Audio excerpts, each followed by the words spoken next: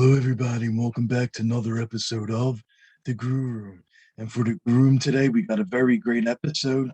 We got the man behind Full Moon, the guy who made Full Moon Pictures, Full Moon features, the streaming device, the merchandise, the toys, the puppet masters, everything. This is the brilliant mastermind behind the whole works.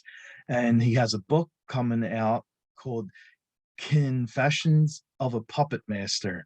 And I'm really looking forward to talking to this master of horror. His name is Charles Band. And I am Rocco Cross. I am the host at Stutters. I am the host of the Grue Room. And my interview with Full Moon's own Charles Band is coming up next. Okay, welcome to Grue, and I want to thank you so much for coming on the show. It's definitely an honor talking to you. I've watched numerous horror films of yours, and you're brilliant. Just a crazy guy making movies for way too many years. I wanted to start out by asking you. You got brand new book that's coming out. Can you tell us about the book? Sure. Okay. So I'm going to hold it up because they say, hold the book up. It's called Confessions of a Puppet Master. And it's there've been a bunch of books about the Full Moon movies and the Empire movies, and they talked to all the characters and directors and actors. And this is not what this is. This is more of my journey as an entrepreneur, how I kind of survived 40 plus crazy years of making movies, and ups and downs and really good times and real bad times. And it just starts with me, what I did as a kid, because I was like entrepreneur weirdo, so I had all sorts of things I dreamed up, and I was able at a young age to make some decent money. And then I started making movies, and I was there day one of the home video revolution, and early on in streaming, and direct to video. And I mean, it's a lot, but I think anybody who is dedicated to, trying to, work in the arts and pay their bills and somehow, stay in business, making movies or music or any kind of art form will enjoy the book, because, it's difficult. It's difficult to marry, art and commerce, so, anyway, that's kind of what the book's about. There's some really crazy stories. I was involved with so many people, first-time actors and actresses, Demi Moore and Helen Hunt and, Viggo Mortensen. And it just goes on and on. People I've been involved with, in front of the camera, behind the camera. So I think it's a fun read. And it's out next week, but it's on pre-sale now all over the place. Wow, awesome. And, by writing, by making all of these films, like what made you want to write a book? Well, last year was a slower year, even for us. We never stopped, but it was COVID. Mm-hmm. And long story short, I sort of got lucky with meeting some people at HarperCollins. They seemed really interested in this idea of a book. They put me with a literary agent, because I didn't have any of this. I'm a movie making guy. I'm in my bubble like a crazy person. But suddenly they were interested, and the literary agent put me in touch with a wonderful biographer, a wonderful writer, a guy named Adam FELBER. And Adam has done a lot of work, and he was like the head writer at the Bill Maher Show for 11 years. And he and I really clicked. So we spent about 5 months of Saturday mornings for a couple hours each morning. And he kind of pulled these stories out of me, because I'm so forward thinking. I'm plotting tomorrow, next year, and then looking back, and it's not my thing. So I had to really, focus. And Adam was great in pulling these stories out of me, because usually it would start with, yeah, I did that. And then I said, I don't know if that's interesting. He said, no, tell me the story. And then I would kind of tell the story, and I'd remember stuff I had not thought about for, 10, 20, 30, 40 years. Wow. So yeah, it was a good exercise, a lot of stuff from the past, and we kind of pieced it together that way. Wow, awesome. And you were saying like that year when everyone was on lockdown and right. all that that that fun stuff. Like you can continue work, and then you have a film series, the Deadly 10. Yeah. Yeah. No, we were making those movies. We had to slow some of those down because of COVID. But even during the summer and we were beginning to write this book, I was still making weird movies. I made Corona Zombies and Yeah. Barbie and Kendra, Save the Tiger King. I kind of invented a formula that we were able to do a lot of the work from our homes. So, you can't stop. If you've been doing this forever, you just cannot stop. There's just no way.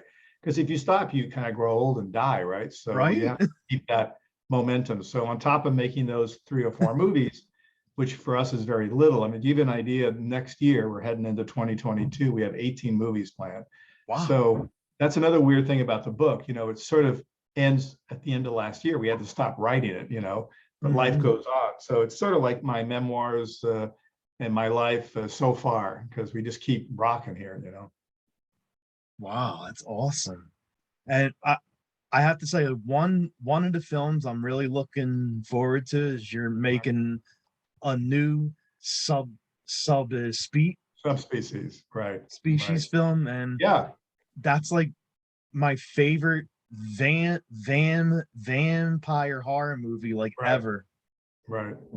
Yeah. So been making those for a while. There's been a long stretch of us not having made the 5th one, which we've been wanting to make. There are a lot of reasons why it hasn't happened yet, but it was all set to go last year.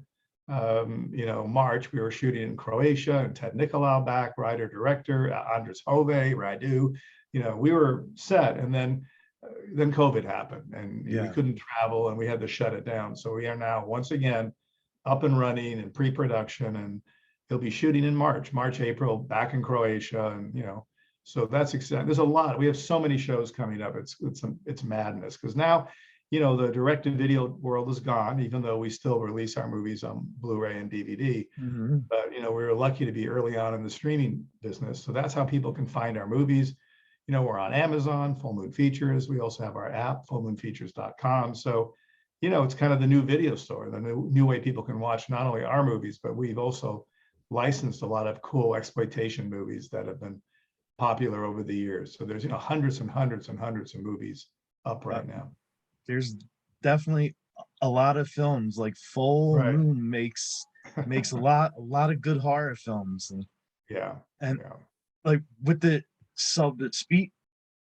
species films, what scene do you like best from them? Because like last night, that's one of my all-time favorite horror movies. And no, I think it's not just the scene. The movie had a great atmosphere. Oh, definitely.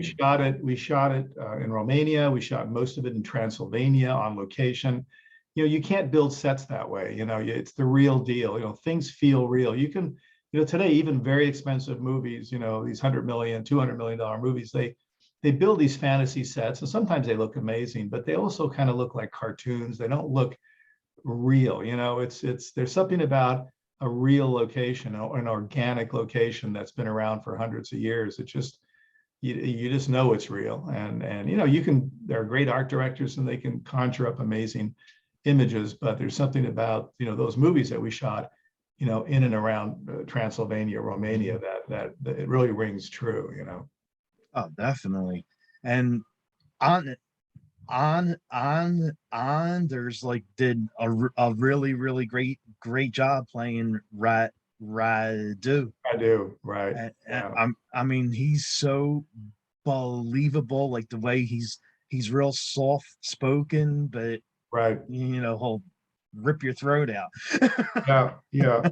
No, he's great. He's unique. And a lot of the movies have at their core kind of something different. I mean, even the Puppet Master movies I made back in the 80s, like, Reanimator and From Beyond and Dolls and Ghoulies. And then there's a lot of odd ones which have stood the test of time. We still do well with them. We still have people writing about them, like movies like Head of the Family, a really weird movie, but you can't say, oh, that's another movie about a big head in there.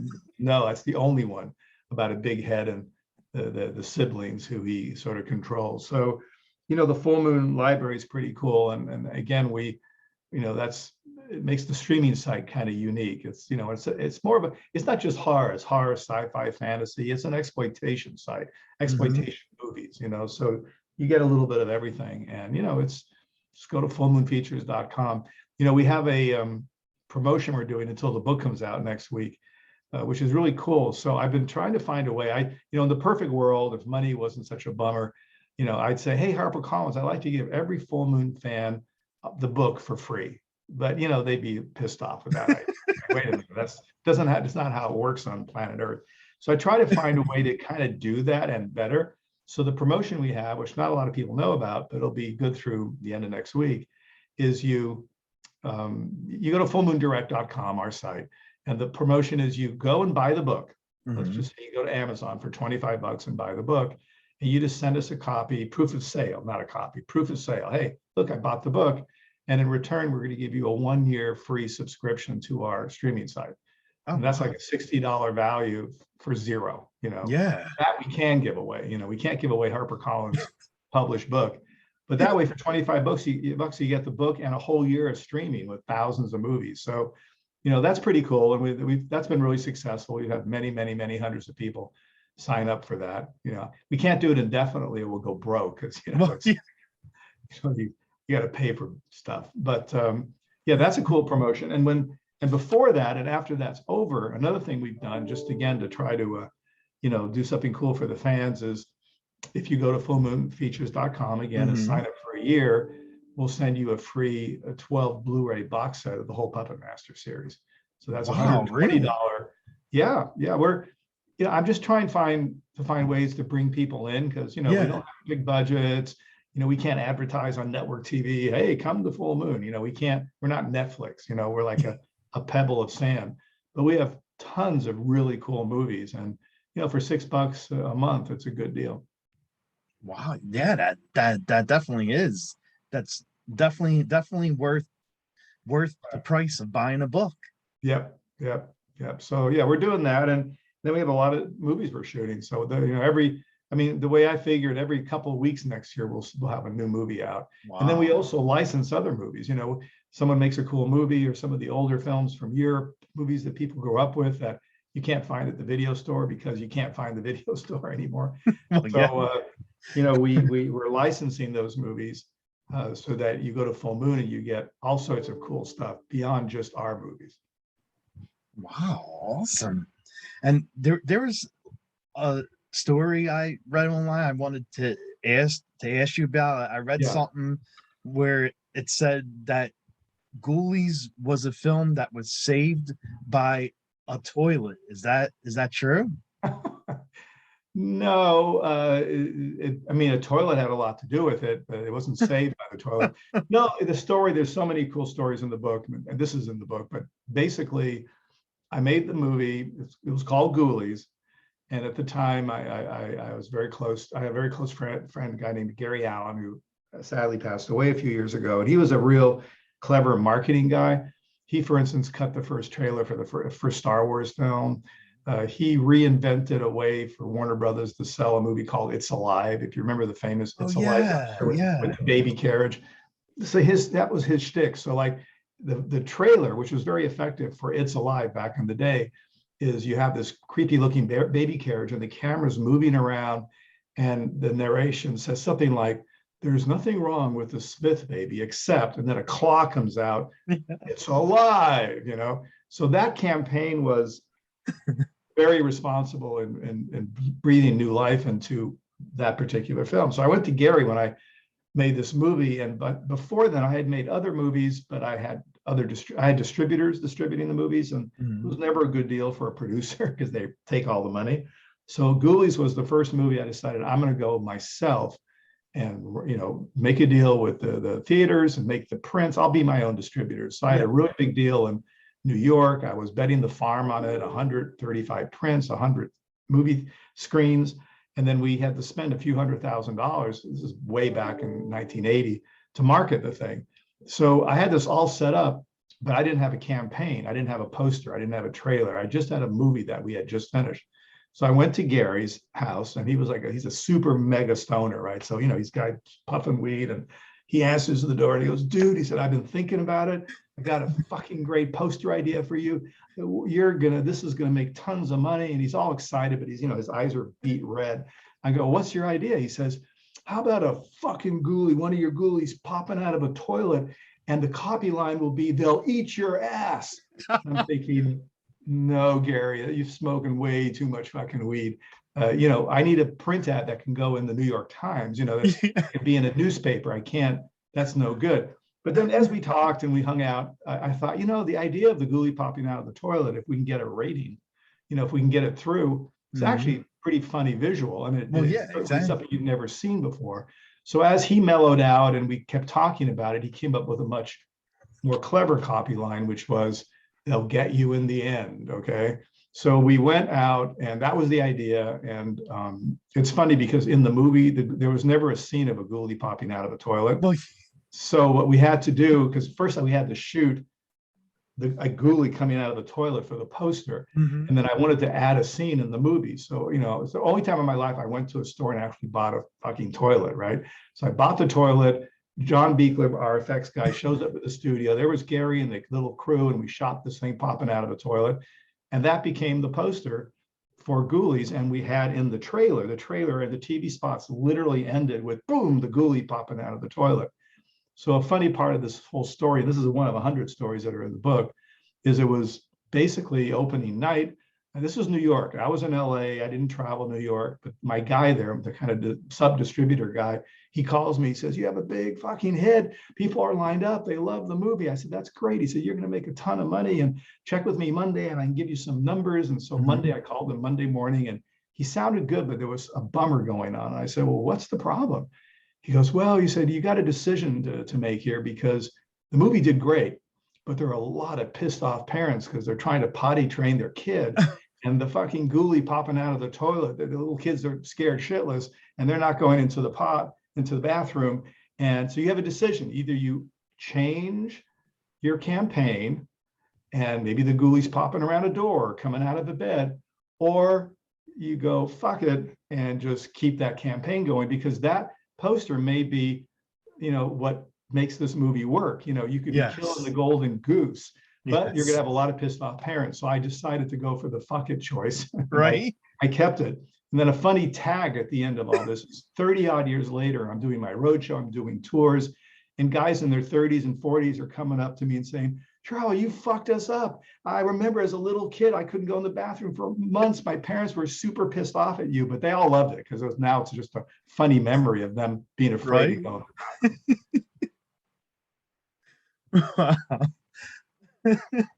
That's awesome. And there's so many of those stories. I mean, you have a career in making movies, exploitation movies. You do things hopefully in a clever way. And I've been doing it now for a long time. So the stories are endless. That's just one of them, but it's a true story.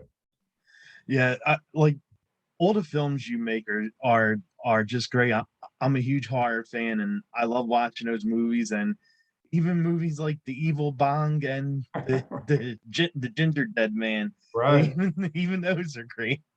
We make there's crazy stories in the book about working with Gary Busey. Yeah. I mean, Gary Busey's a wild man, and he became a pissed off cookie in the Ginger Dead Man. And then anyway, I'm going to hold the book up again just for fun, because these are my confessions, right? So check it out, and go to fullmoondirect.com, and there we have that promotion until the end of next week. You just buy the book on Amazon. You email us a little shot of the fact that you bought it, and then we'll give you a 1-year free subscription to our streaming site. I mean, that's giving it away. Awesome. And I know we're coming up on the time limit, so just want to end it with like one more question. Sure. Definitely not horror related. Right. What does Charles band listen to for music? Like, what's on your playlist?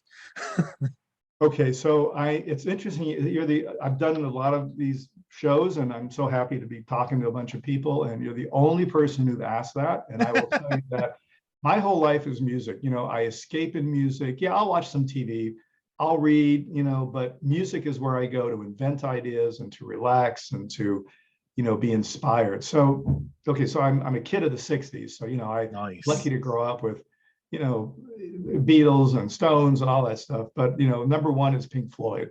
I've been to every Pink Floyd concert, even after they broke up, you know, whether it's Roger Waters Yeah. or Gilmore. So, you know, Pink Floyd music is background music to a million movies I've invented. It's just, you know, you can drift away and listen to that music. So, you know, Pink Floyd and anything that's sort of kind of, you know, rock and roll, avant-garde, sort of, you know, orchestral, melodic. I mean, there's a million artists that I love, but that was sort of the vibe, you know, back then. So I would say, I mean, if I have to name a group, other than being a complete Beatles fan, you know, but you know, as a kid going to, you know, their concert in Pompeii, going to the Wall, you know, going to a concert that they did called Atom Heart Mother. I mean, these were crazy times, you know, and you know, just magical music. So I'd have to just pull Pink Floyd out, but you know, T-Rex. There were so many wonderful groups, you know, at the time that created so much amazing music, and the music was all also really kind of positive.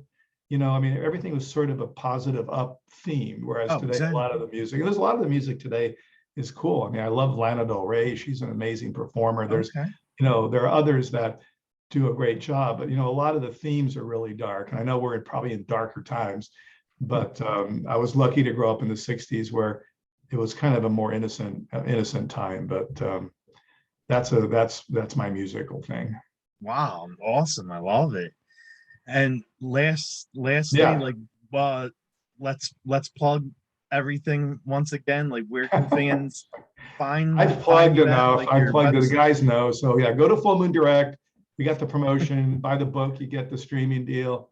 Fullmoonfeatures.com is our streaming site. You can go there, and you know, and then you get it. We're on Apple and Roku, and you know, and we keep building the site and trying to do new things. And there's a lot of new pictures coming up and series. We're really it's crazy that here we are and entering 2022, Yeah. and we'll be making the most films we've ever made, other than the early days of Full Moon when we were being distributed by Paramount. So, you know, if people are old and they remember those days, 90, 91, 92, Yeah, you know, we had definitely. Moonbeam Films, Definitely. Pre-Hysteria, Dragon World, all that stuff. We had all Mhm. the Full Moon films, Demonic Toys. So Yes. we're kind of rebuilding all that now. So it's exciting for sure. Awesome. Well, all right, dude. Well, good luck to you thank too so in your much. show. Thanks so much for doing this, and have a good night, Got it. buddy. You got it. All right. Talk to you later. Bye. Bye.